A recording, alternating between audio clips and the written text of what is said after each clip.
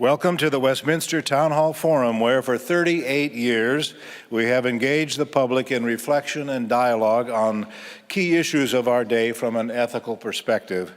Our hour-long forums are free and open to all, and we invite you to join us in the sanctuary of Westminster Presbyterian Church for upcoming events. Information can be found at westminsterforum.org or on Facebook, Twitter, and Instagram. My name is Tim Hart Anderson. I'm Senior Minister at Westminster Presbyterian Church, located on Nicollet Mall in beautiful downtown Minneapolis, and I'm the moderator of the forum. It's my pleasure to introduce today's guest speaker. Dr. Mona Hanna-Attisha is an Associate Professor of Pediatrics at Michigan State University College of Human Medicine and a pediatrician at the Hurley Children's Hospital in Flint, Michigan. In 2015, she was internationally recognized when her research exposed the high levels of lead in the blood of the children of Flint after its water supply was switched from Lake Huron to the Flint River during the previous year. Today, she directs the Michigan State University and Hurley Children's Hospital Pediatric Public Health Initiative, a program committed to researching, monitoring, and mitigating the impact of the Flint water crisis on children. She is the recipient of the Freedom of Expression Courage Award from PEN America, and she has testified twice before the United States Congress. Her new book and the focus of today's presentation is What the Eyes Don't See, a story of crisis, resistance, and hope in an American city. Ladies and gentlemen, please join me in welcoming to the Westminster Town Hall Forum, Dr. Mona Hanna-Attisha.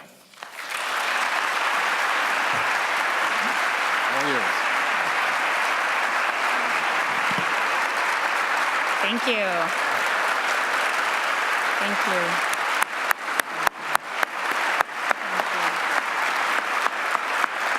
Thank you. It is great to be here in Minneapolis. It is great to be here with all of you. And I am so excited to share this story, the story of crisis, resistance, and hope with all of you. As you know by now, the story of Flint is probably the most emblematic public health and environmental disaster of this young century. It is the story of what happens when people who are charged with keeping us safe care more about money and power than they care about us or our children. But Flint is just the tip of the iceberg. Flint is not isolated. The story of Flint and the story in my book is about the deeper crises that we are facing right now in our nation. A breakdown in democracy, the disintegration of critical infrastructure, environmental injustices that disproportionately impact the poor and the Black, the disrespect for science, which we are seeing every day, and the abandonment of our civic responsibility and our deep obligation as human beings to care and provide for each other. If we stop believing that government can protect our public welfare and keep all children safe, not just our privileged ones, what do we have left? So I want to start by taking you back to a different Flint. Before the water crisis, what was Flint famous for? Cars. Where are the Michiganders in the audience? Awesome. Show me your hands. Point to where you're from. People on the radio are missing out. So everybody is holding up their mitten and they're pointing to that mitten where they're from. We also have the Upper Peninsula, which we forget about. They're important too. But before the water crisis, Flint was known for cars. So we are the birthplace of General Motors. But more importantly than being the birthplace of cars, Flint is also the birthplace of the middle class. In the 1930s, the late 1930s, 1936, 1937, auto workers were disobedient and they were resistant. And they said, we've had enough and we want a fair share of the economy. So they sat down and occupied all of the car plants in Flint. This was known as the Great Sit-Down Strike. And for 44 days, they sat in the cold Michigan winter, kind of as cold here, maybe not as cold as here in Minnesota. And they sat and they demanded occupational health and safety. They demanded a living wage. And it was unprecedented because the then governor of Michigan, Governor Murphy, and Franklin Roosevelt finally intervened, and they called in the National Guard. But they didn't call in the National Guard to make sure the workers got back to work. They called in the National Guard to protect the workers. And for the first time, the workers' union was recognized, the UAW. And what came out of that was something called the Grand Bargain at Flint, and it informed wages across the country for decades. They received those living wages and pensions and benefits and great schools and great infrastructure. And that spread throughout America, and people all over the world came to Flint. Immigrants from all over, African Americans from the Great Migration North came to Flint for great living wage jobs. And that changed. At one point, and it wasn't even too long ago, the 1970s, the people of Flint made the most money in the country. They had the highest per capita income in the country. Think about that. The people of Flint, they made the most money in the country. Right now, we are the poorest city in the country. And because of policy choices, Flint has been in crisis really for decades. We suffered from disinvestment, unemployment, poverty. Our children have a 60% poverty rate in Flint. Violent crime. The military special ops medics, they train in Flint because it's essentially a war zone on our streets. No grocery stores. Almost every disparity you can imagine we have in Flint. So much so that a child born in Flint has a 15-year less life expectancy than a child born in a neighboring adjacent zip code. 15 years. And this is not unique to Flint. All over this nation, children are waking up where their entire life course trajectory is predicted by their environment and their situations of birth. And this is my job. So I'm a pediatrician, and my job is preserving the dreams of our children. Yet in Flint, our children were waking up to nightmares. Not only all of this socioeconomic stuff, but what was happening in our water was threatening the tomorrows of literally all of our children. So unless you've been kind of underwater over the last few years, you've heard about the Flint water crisis. And you remember seeing those pictures of brown water coming out of people's taps? And I didn't even believe it at first. I mean, how can that be? This is America, the richest country in the history of the world.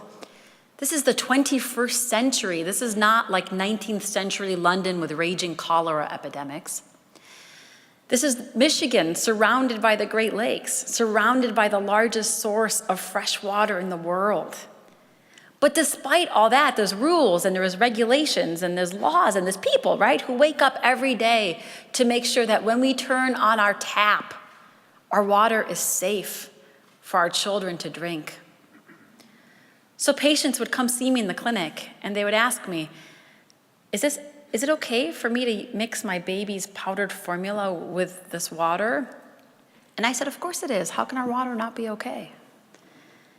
Are you sure my daughter should be drinking water instead of pop? Yeah, 8 glasses of water a day. My baby gets a rash whenever I put her in this water. Oh, I'm sure it's okay. I was also blind to what was happening with our children and with our water. So how did this happen? So Flint was in this dire economic state, and in Michigan, if you are near bankruptcy as a city, the state can swoop in and take over. So in 2011, Flint lost democracy. Overnight, we were under the control of financial emergency management. And we had a series of emergency managers, and their only job was austerity, to save money, no matter what the cost. And they decided that the water that we had been getting from the Great Lakes for half a century, fresh, pre-treated water, was too expensive for this poor, predominantly minority community. And that to save a buck, we would start drawing water from the local Flint River as a temporary move until a new pipeline to the Great Lakes was to be built. And what was wrong was that the Flint River water wasn't being treated properly. It was missing an important ingredient called corrosion control. And as a doctor, I think of it like a medicine that you put in the water treatment to prevent the pipes from corroding. And without that ingredient, our water was 19 times more corrosive than the water that we had been getting from the Great Lakes. It was so corrosive that just a few months into this water switch, General Motors, which was born in Flint, noticed that this water was corroding their engine parts. So they got a free pass and they got to go back to the Great Lakes. But the people of Flint were literally told to relax, that everything was okay. Jesse Jackson called Flint a crime scene. Michael Moore, who was from Flint, said the water crisis was not a mistake, that it never would have happened in a richer or whiter city. But there's another side of this story, and there is another side of Flint, and it is the reason I wrote this book, and it's the reason I am here today. Because the story of Flint is also a story of how we came together, and how we fought back, and how we resisted. When I heard about the possibility of lead in the water, any pediatrician, anybody in public health would rightly freak out. We know what lead does. It's a potent, silent, irreversible neurotoxin. We have known what lead does for centuries. And we are at a point where incredible science has told us that there is no safe level of lead. Impacts children's cognition, behavior, leads to developmental disorders. It's even been linked to things like criminality. Levels that we thought were okay decades ago when we had lead in paint and gasoline, we now know are not okay. And we also know that lead is a form of environmental injustice, also known as environmental racism. Our Flint kids already had higher lead levels, just like kids in Detroit and Chicago and Milwaukee and Philadelphia. Some of our country's most vulnerable children who are already rattled with so many toxic stresses already have higher rates of lead exposure.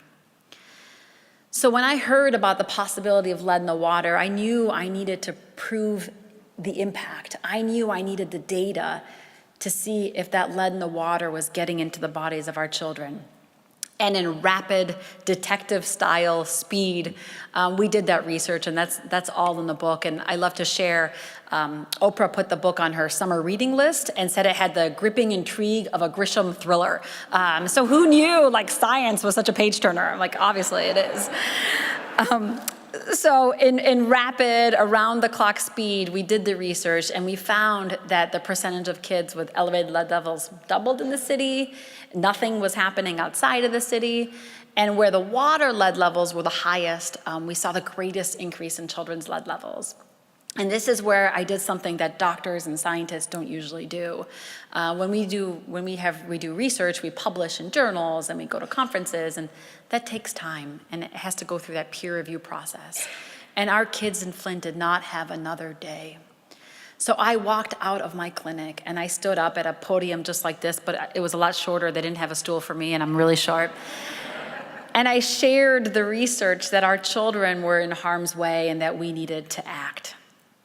And right away, just like everybody else in the story, the moms and the pastors and the activists and the scientists, right away, the state went after me. They said I was wrong, that I was an unfortunate researcher, that I was causing near hysteria, which is also sexist, that I was splicing and dicing numbers, and that their numbers were not consistent with our numbers, with my numbers. And for a moment, I believed them. And I thought to myself, why didn't I just stay busy as a pediatrician, as a residency director, as a mom, as a wife? Why didn't I just stay in my own busy bubble? Why did I have to get into this mess? Why did I open my eyes? And that lasted briefly. And I quickly realized that this had nothing to do with me, but everything to do with my kids. As a pediatrician, I have literally taken an oath to protect children and to be their advocate, to be their healer and protector. And my research was based on numbers, but those weren't numbers. Those were kids. Every number was a kid. And those kids gave me courage to get back in this fight. And we fought back with more numbers and more science and more evidence. And finally, the state conceded. And the man-made crisis was exposed. And within a few weeks, we were back on Great Lakes water. But to this day, in Flint, we are still on filters and bottled water as our damaged lead pipes are being replaced. But I get to spend my everyday privileged to continue serving our children. We are building a model public health program, leaning on the incredible science of child development, brain plasticity, resilience to buffer the impact of this crisis. And sometimes I say that I'm writing prescriptions for hope. But what we are doing is real and it's tangible. It's things like home visiting programs, breastfeeding support, 2 brand new childcare centers, near universal preschool, school health services, Medicaid expansion, trauma-informed care, behavioral health services, mindfulness in schools, mobile grocery stores, and the list goes on and on. And we're also working on the bigger things that kids need, things like jobs and economic development and participatory democracy and restorative justice and self-determination. We are committed to tipping the scales for our kids in Flint. And what we hope to do is share what we are doing with kids everywhere, because Flint is not alone. There are children all over this country, Black, brown, white, urban, rural, who are waking up to the same nightmares, the same toxicities of lost democracy, austerity, injustice, discrimination. But it doesn't have to be this way for our kids. These are choices that we have made as a nation, largely policy choices. Sometimes when I hear the news each day, I think we are almost at war with our children. The news is devastating. Children sobbing in detention facilities where our government is forcibly taking them away from their parents. Kids slaughtered in their own schools because of our inaction on gun violence. Our childhood poverty rate is the worst of any industrialized nation. A generation of mass incarceration has robbed children of their parents. The dismissal of science, especially in our environmental laws and climate change, will literally make catastrophic the world that our children and their children will live in. And as a pediatrician, I know the medical and the public health consequences of these policies. They are all traumas. And childhood trauma, especially repetitive trauma, leaves lifelong scars and alters really their entire life course trajectory, leading to things like developmental delays and chronic diseases and decreased life expectancy. So one of my favorite quotes in this book is from Charles Dickens. In Great Expectations, he wrote, "In the little world in which children have their existence, there is nothing so finely perceived and so finely felt as injustice. It may be only small injustice that the child can be exposed to, but the child is small, and its world is small." But we are not talking about small injustices here. These are large injustices invading the small worlds of our children, and they need large interventions to heal them, to protect them.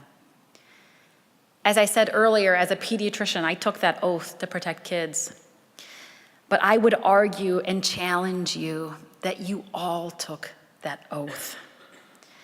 As civil rights lawyer Brian Stevenson said, who I heard recently, you don't judge a society by how they treat the rich, the powerful, the privileged. It is how we treat the most vulnerable among us that we define ourselves as a society. Today, we are once again faced with a question of what kind of society we wish to be. And this is where we can learn from Flint. Yes, the story of Flint is a story of a crime committed with absolute indifference against some of the most vulnerable people in our country. but it is also a story about how everyday people, moms and grandparents and pastors and journalists and scientists, said we've had enough and took action for their kids.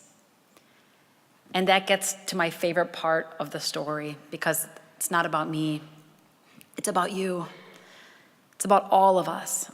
It's about who we are and who we want to be. The title of my book is What the Eyes Don't See. And it is so far beyond just Flint, because it is about people and places and problems all over that we choose not to see. But I hope it is a rallying cry to remind us that it is our responsibility to open our eyes and each other's eyes to these problems. But being awake is not enough. We must take action for what is right, to care and provide for each other, especially our children. And that means all of us has a role to play. No matter who you are, or where you live, or what you do, or how you came to this country. So this book is also an immigrant story. I came to this country when I was 4, fleeing the regime of Saddam Hussein, fleeing dictatorship and tyranny and fascism. And my family and I came to this country for freedom and opportunity and democracy. And that American dream was absolutely realized for me and my family. And that is unapologetically and proudly weaved into this story, because we are at a time in our nation where we need a reminder of good immigrant stories. So, thank you.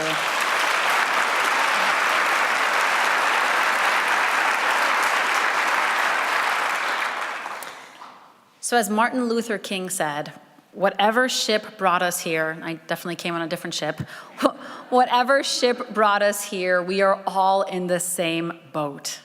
We can work together to create a better, safer world.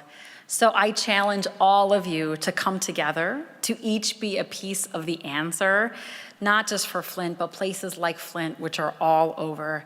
Our kids everywhere are counting on all of you. Thank you, guys.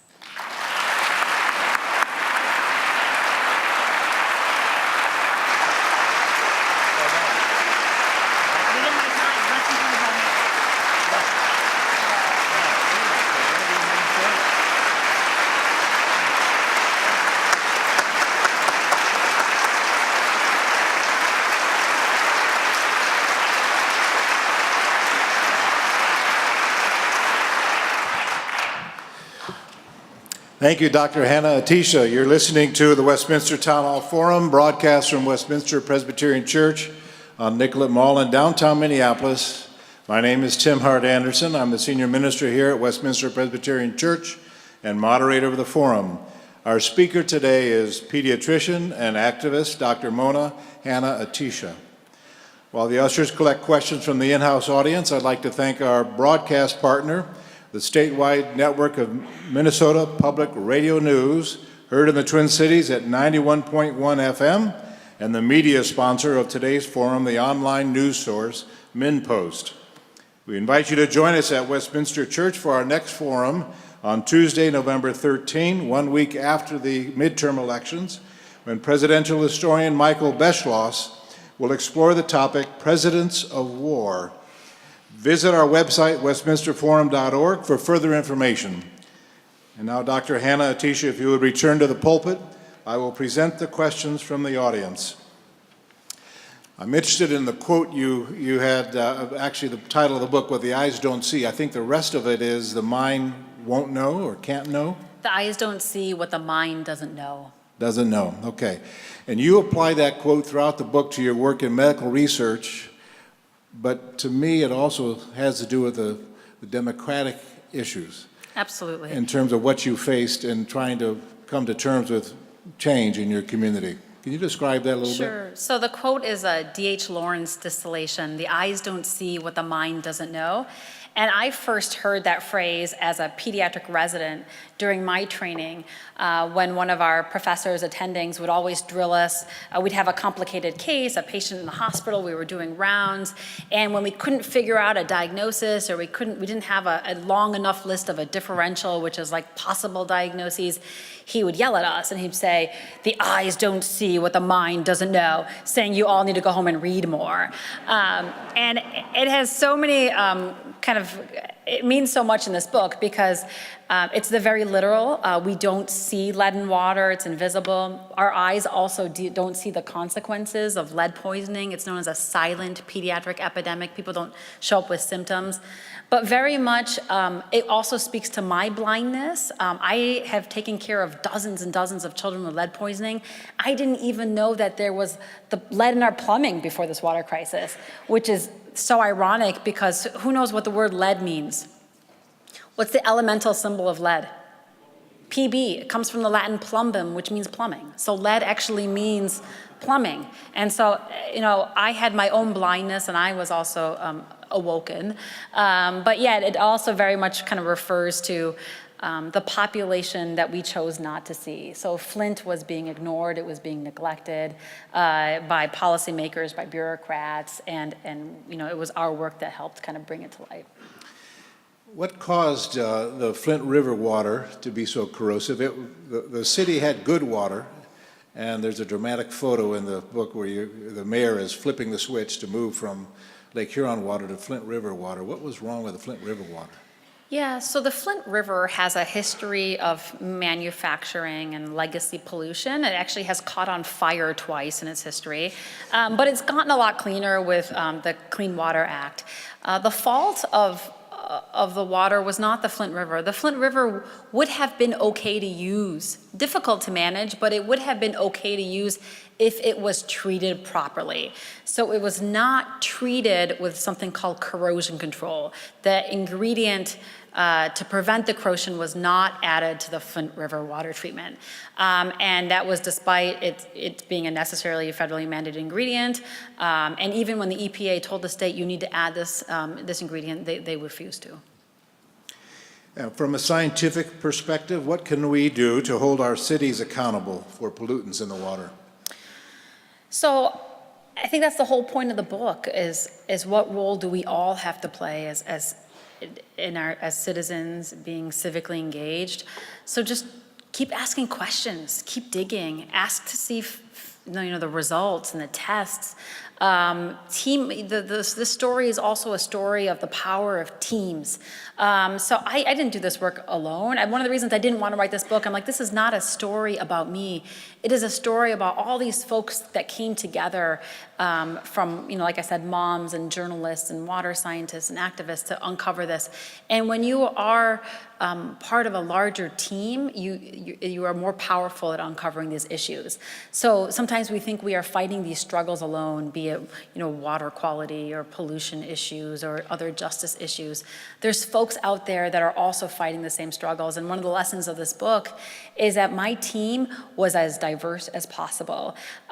We so often have isolated ourselves with people who look like us and think like us and vote like us. And my best friend in this crisis was a water engineer from Virginia who was tall and white and voted differently than me, and he cared about kids probably more than I cared about kids. So get out of our silos, get out of kind of our bubbles, and find those people who care about things as much as you do, and you will be so much more powerful. You also, I think, point out in the book that the mayor of Flint, whom you expected to be an ally in the struggle, wasn't, and he was from one political party. The state was controlled by another political party. So in terms of this being a nonpartisan issue or a partisan issue, it really turned out to be a matter of democracy in some ways, and democracy not working in that community. Exactly. So we did have a mayor in Flint, but the mayor had no power. The mayor and the city council had no role. They were just figureheads because everything was under the control of the emergency manager. So initially, we did present our research to the sitting mayor, but he didn't respond. He didn't do anything, and he couldn't do anything because the emergency manager directly reported to the governor. So a big lesson of the story is the power of democracy. Is the need to have voices at the table. And no matter how messy, no matter how loud it is, people need to have representation. A number of questions coming forward about you being a woman and being up against an establishment. Do you think the state would have responded differently if you were a white male? I don't know. So I mentioned the water scientist from Virginia, Mark Edwards. He is tall, white, good-looking, and he was also attacked. They called him a magician, that he was pulling rabbits out of hats. So I don't know. Anybody who raised any concerns about this water crisis was being attacked. But obviously, like I mentioned earlier, there was some sexist comments in their attacks of me, the near hysteria, not only attacking kind of my credibility, but also the science. I know you said the book is not about you and the story is not about you, but it is in a way about you because of who you are and what you wouldn't take, which is... And I did write the book, so yeah. Was it your U.S. Senator that described you as, and I don't like using this language, but it's badass? That was Rachel Maddow. Oh, Rachel Maddow, okay, well...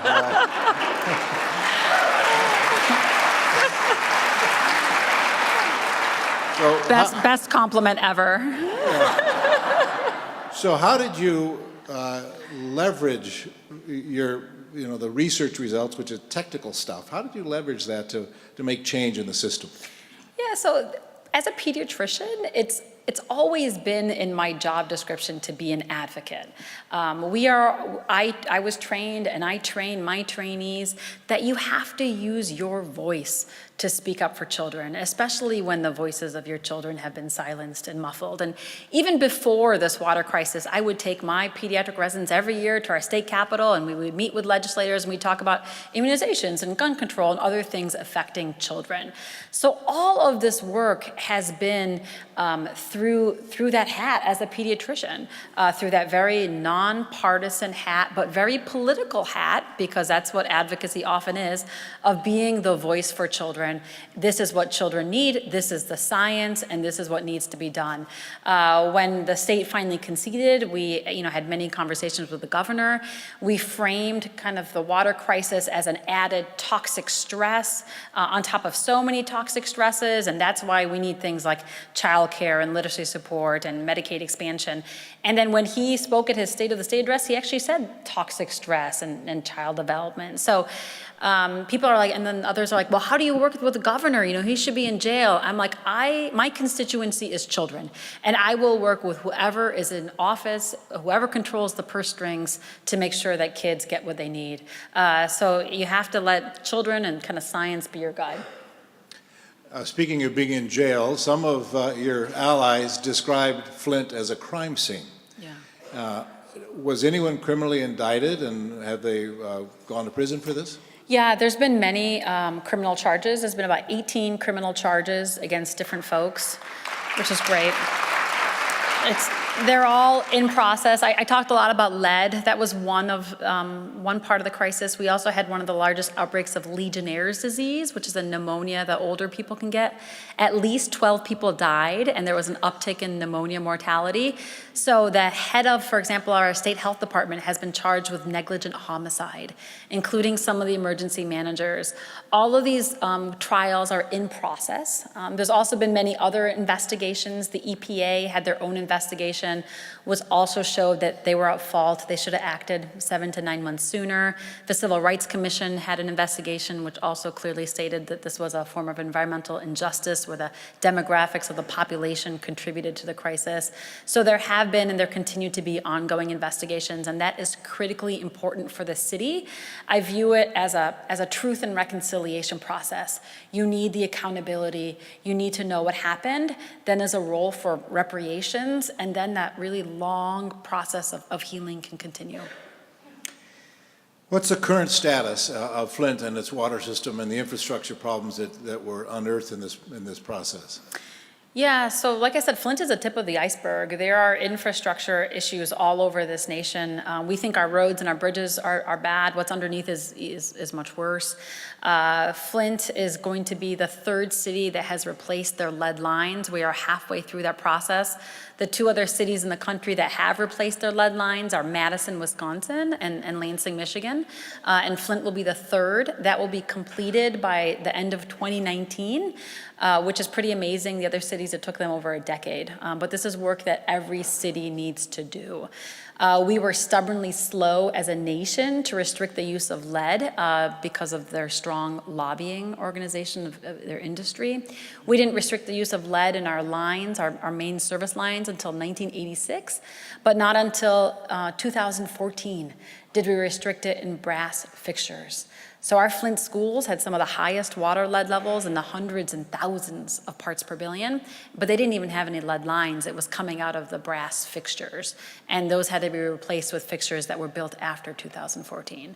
So, week after week, we are hearing about cities and schools that are testing and finding lead in the water, and our regulations have not caught up with the science, and there's nothing in them that actually protect schools and childcare facilities. So Flint is replacing their lead pipes, and that were damaged with this corrosive water. The folks at the EPA said it was like drinking through a lead-painted straw. The pipes were so eaten up, and you never knew when a piece of that lead scale was going to come into the drinking water. So because of this earth-moving infrastructure work, people have to remain on precautions because when you do this groundwork, it disrupts the lead scale that's underneath and it can increase release. But by and large, the water quality has dramatically improved, but the precautions are in place because of the infrastructure work. And where's the funding coming from for the infrastructure repair? So the funding is coming from a blend of state and federal resources. There was a Flint bill that did pass the U.S. Congress in December of 26 that includes much of the funding for that pipe replacement work, as well as some state dollars for that pipe replacement work. The funding for all the awesome stuff that we're doing for children is blended. It is from state, federal, but a large role is philanthropy. Another reason I wrote this book was because part of the proceeds go to our Flint Kids Fund, flintkids.org, which is funding the breastfeeding programs and the early literacy promotion and the home-based services and the visiting programs and what have you. And that has not been garnered for our long-term recovery. Are there other cities in the country that you know of who have similar problems to Flint's in terms of water supply? Sure, absolutely. So Flint is not isolated. Nothing as egregious as what happened in Flint, where the entire city wasn't treated properly and it went on for so long. But Flint is not the first time that we've had such a crisis. In this book, I talk about Washington, D.C., which a decade ago had a very similar lead and water crisis, which was covered up for a long time. But throughout history, there have been lead and water crises. The place of my birth is actually Sheffield, England, and in the 1890s, they had a lead and water crisis. They noticed a lot of the pregnant moms lost their babies because they drank that water, and because of that, in the early 1900s, they invented one of the first abortion pills that was a lead pill. And that was published in the British Medical Journal. So for over 150 years, we have had documented lead and water crises. We talked about the word lead coming from the Latin plumbum. The Romans used lead in their plumbing, in their aqueducts. And there's actually theories that hypothesize the demise of the Romans is because they used so much lead in their plumbing. They also did crazy things like put it in their food. Not a good idea. But we've known about the use of lead throughout. It's mainly a Midwest, Northeast problem, but because of its use in fixtures, it's an everywhere problem. You describe in your book what are commonly known as ACE, Adverse Childhood Experiences, and the lead situation for the children of Flint is one of those. What are some of the other adverse child experiences, particularly that you see as a pediatrician? Right, so there's this growing recognition, really I think the most important thing that's happening right now in pediatrics and public health is is the field of toxic stress and ACEs, which is adverse childhood experiences. It is the recognition that what happens in early childhood really has this graded and predictable impact on a child's life course. And the other ACEs or toxic stresses are things like exposure to violence, living in poverty, being abused and neglected, lack of nutrition, exposure to toxins. The list goes on and on of these development debilitating conditions. And when you have more and more of these toxicities, especially in the critical window of your prenatal to preschool window, which is when you have the greatest rate of brain growth, it impacts your risk of chronic disease, substance abuse, mental health disorders, and it's actually been linked to decreased longevity. So if you have 6 or more of these ACEs, your life expectancy actually will drop 20 years. But this is all based on population level data, not on individual people. But the good thing about this knowledge that is increasingly based on science, we also know kind of the neural pathways, what happens to the immunologic system, our hormones and the immune response, and even genetics when we're exposed to all these early toxicities. The good thing is that it's modifiable and it gives us hope, and that we can put in place the science-based interventions to identify these early adversities, but most importantly, to buffer them and to limit them with parent supporting, child supporting interventions and policies. And that's what we're trying to do in Flint.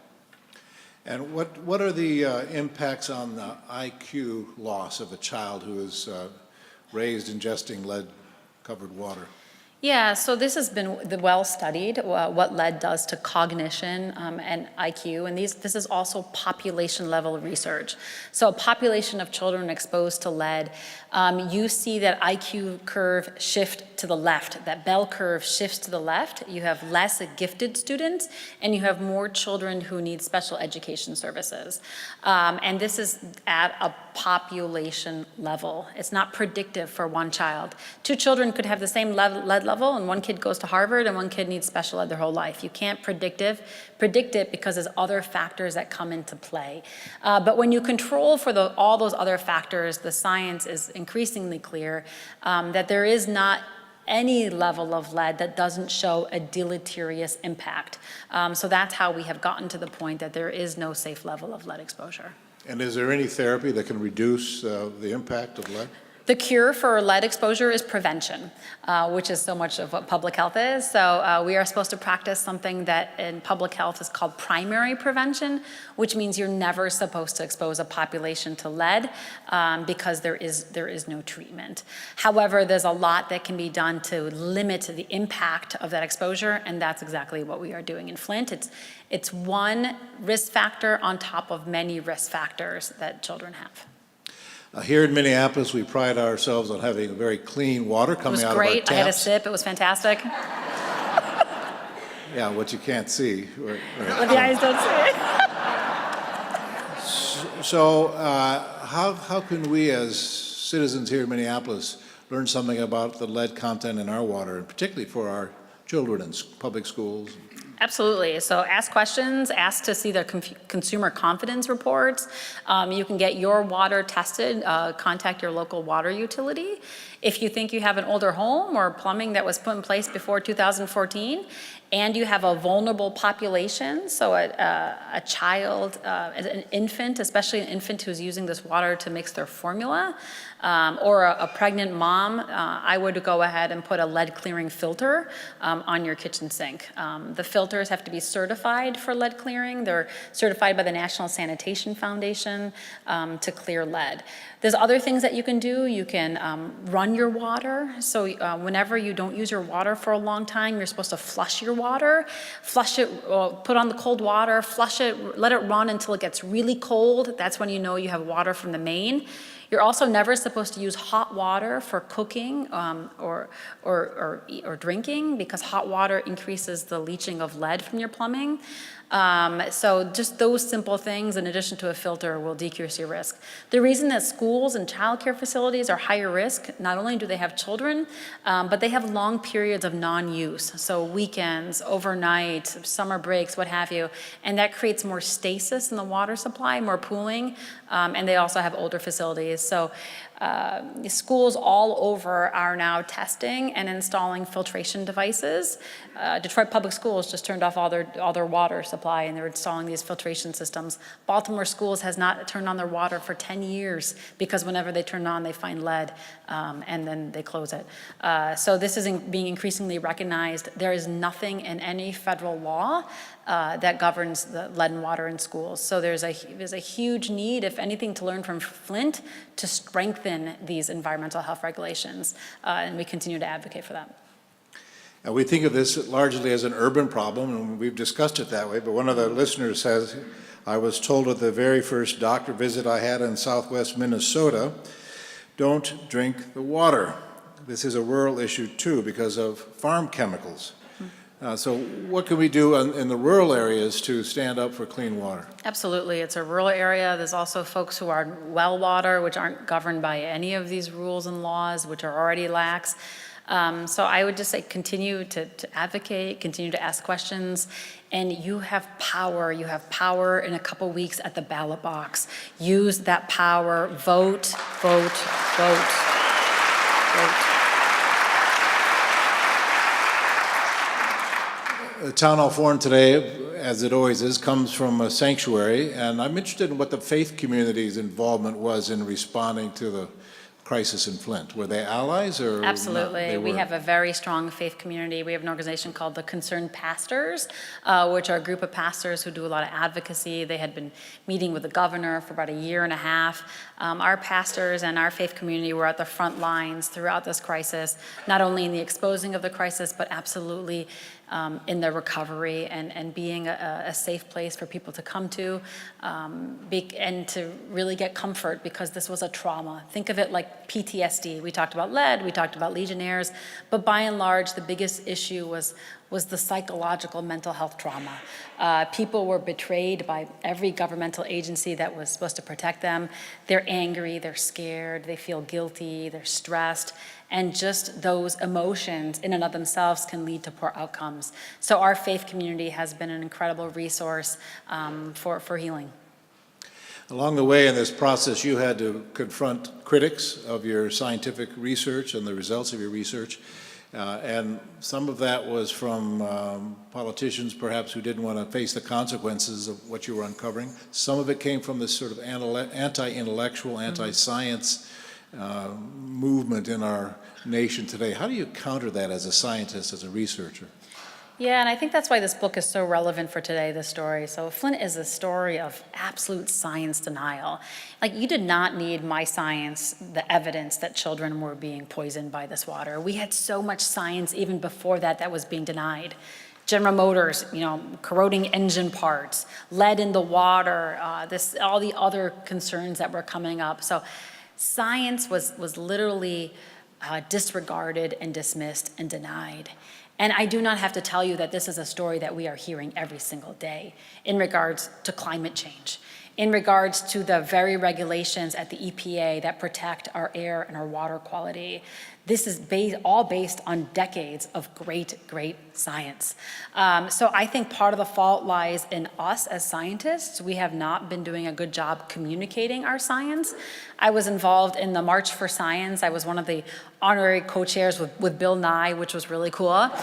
But the reason that I participated, because I want more doctors and scientists and academics to come out of their ivory towers, to come out of their hospitals and their clinics and their exam rooms and their classrooms and do what science is meant to do, which is benefit the public good, and to share that science. What I did when I came up to a press conference and shared my science, that was an academic no-no. I actually received from MIT a disobedience award for that, which was awesome, but very hard to explain to my children that I got a disobedience award. But But we need more scientists to get out of their comfort zones and realize that you know, their work is not based on publications and tenure and, you know, presentations, but their work is based on benefiting the public good.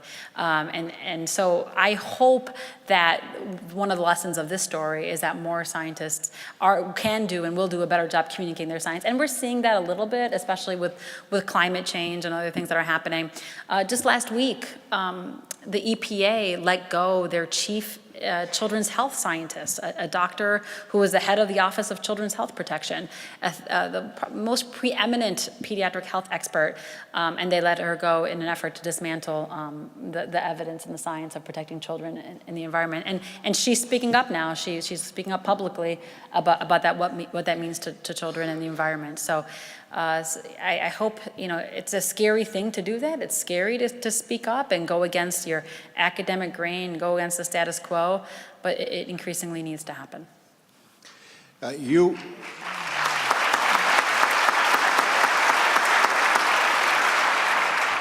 You're a product of the American educational system, the best we have. Public schools. There you go. But you're also an immigrant, coming from a family with a long history of activism in other parts of the world. I wondered, as you reflect on your family's history particularly, how did that influence you to be who you are today? Yeah, so this is a story in my book, and I will share it briefly. So as a kid, I always heard about my great uncle Nuri, who pretty much spent most of his life on the run or in jail, fleeing government officials somewhere. And through the writing of this book, we uncovered that he actually fought in the Spanish Civil War, which we kind of knew about, but we didn't know the details. And we were able to use his nom de guerre, his code name, and we received his full file from the Spanish Civil War. So he was one of two Iraqis that went from Baghdad to Spain. The other Iraqi happened to be an Iraqi Jew, and they went to fight Franco. They went to fight fascism. They went to fight Nazis. They went to fight for freedom.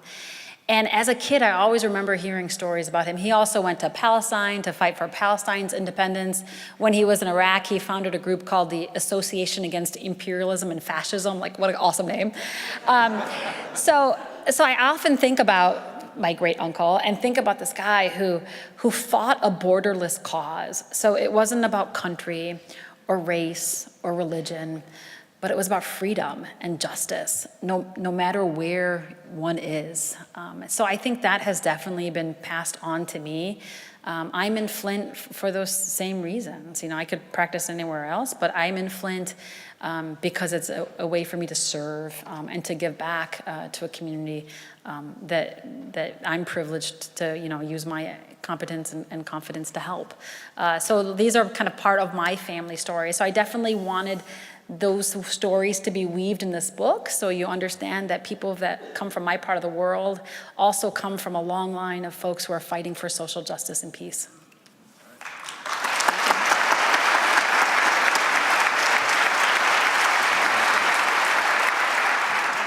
One last very quick question, a yes or a no. Have you ever considered running for political office?